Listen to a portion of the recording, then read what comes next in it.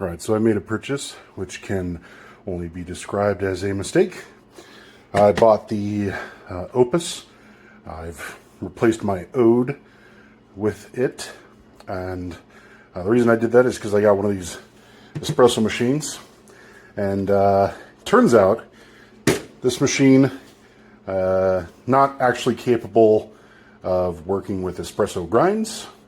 So if you're getting one of these espresso machines that kind of look like this, and you're looking for that 200 to 400 micron kind of range, it's not going to work. But anyway, that's not what this is about. This is about the Opus. So let's listen to it.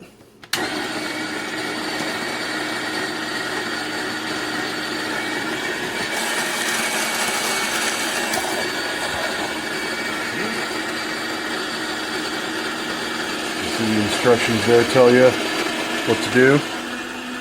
It's covered in dust because I've been trying to dial this thing in. Alright, let's go ahead and call that. I'm going to use this as a bellows because why not? Alright, so we'll pull this thing out, and we've got the grounds in there. Just they say this is zero retention. I'm just gonna say that's not true. So take that as you will. I recommend taking it with a grain of salt, but yeah, zero retention is puffery. Okay, so is it good? Sure. Yeah, I mean, as long as you can shake it and jostle it to get the last little bits out. Now I've got it on the 1, but what I actually did was I set it to the coarsest setting, because when you get it, it's actually more like in the middle. If you can, which way do I gotta go that way? And there we go. Yeah, so it's in the middle. So this is how it comes factory, and if it's like that, and you have it on the 1 setting, then it is way too fine for this machine. So I haven't put it through my groove yet, but the actual review will include the information from that. So I'm gonna see what setting it actually takes to get to that 200 to 400 range. This is with, so I didn't want to use good coffee, so I just went to the store and picked up some crappy, whatever whole bean was kind of there. And there was this medium roast, but it is very much not medium roast. It's dark and oily and smells and tastes awful. But so there's a little bit of a difference, because I'm going to be using it for light roast. So I just wanted to kind of get it close. But this thing, you kidding me? Okay, so this thing is not significantly better than the Opus for my purposes. I'm sorry, than the Ode for my purposes. But I don't think that it's worth $200. If it was me, I'd probably get the Baratza Encore again, or the Baratza ESP, which I was thinking about getting, but I ended up getting this instead because it had good reviews. But now I kind of wish I'd gotten the Baratza ESP, just because of, yep, really, that's zero retention for you. Zero retention. Anyway, hope this is helpful.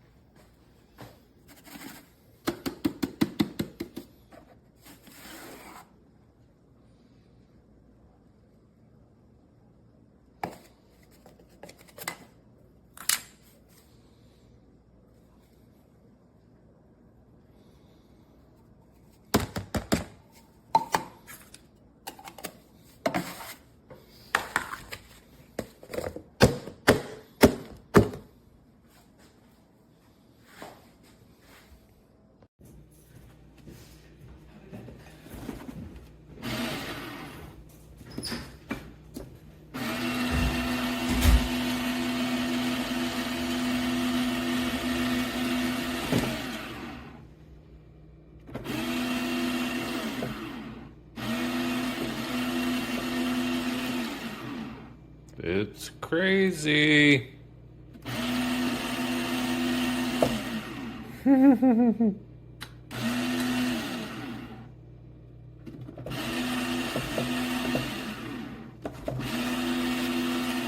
I think something's wrong with her.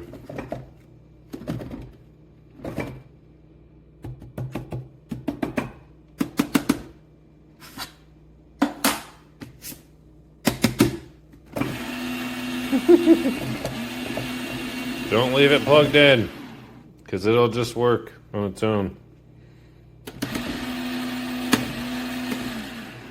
Obviously.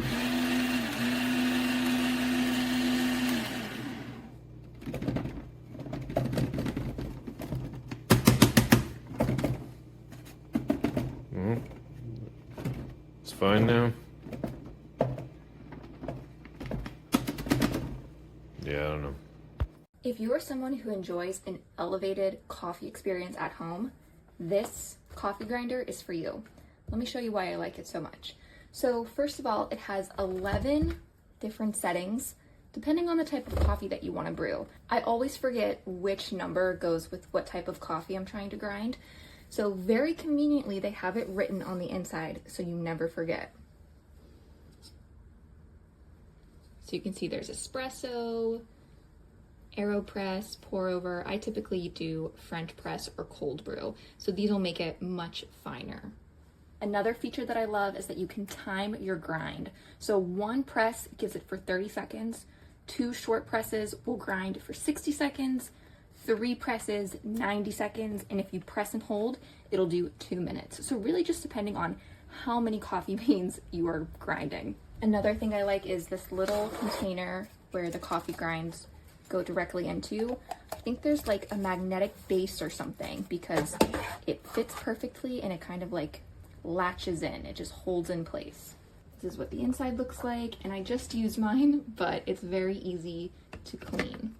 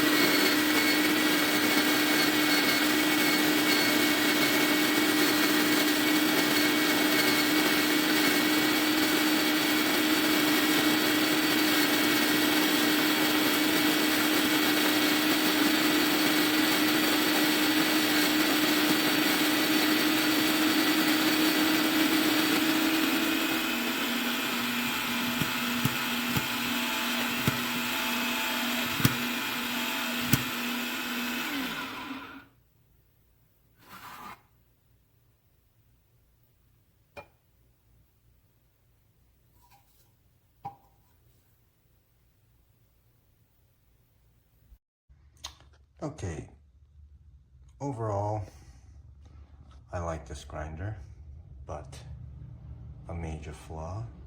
This is my first high-end-ish grinder. Major flaw, once you finish grinding, this is 18 grams. You have to do this because about a third of it stays in there. And this thing has like it's like an air suction, so if you just press down like that, that comes out. But even then, you're gonna have to bang it. What I like to do is turn it on, do that because of the air suction that it creates, and all of that comes out. Makes quite a bit of a mess. Otherwise, the grind is really good.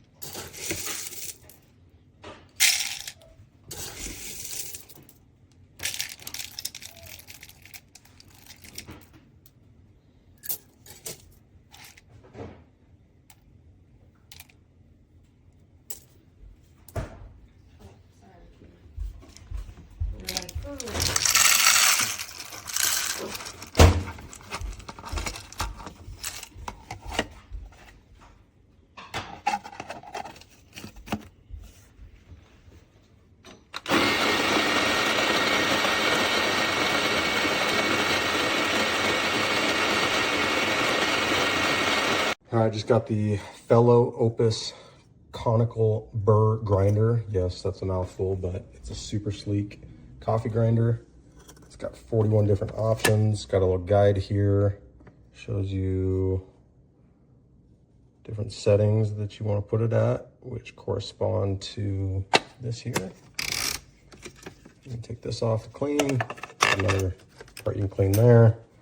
It's got this cup here that got a little magnet on the bottom that it'll slide back to. And then there's two different sizes. Got that one, and then a smaller one here. So, awesome product.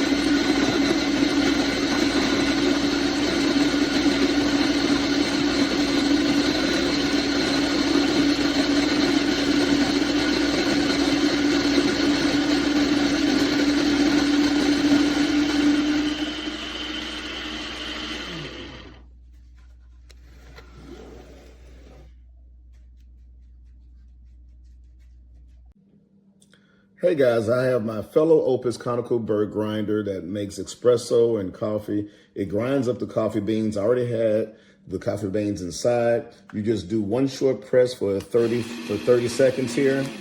And I love the fellow Opus Conical Burr grinder because it offers incredibly consistent grinds, allowing me to enjoy balanced and flavorful coffee every time. Its quiet operation and user-friendly design make my morning routine so much more enjoyable without the usual loud buzz and complicated settings.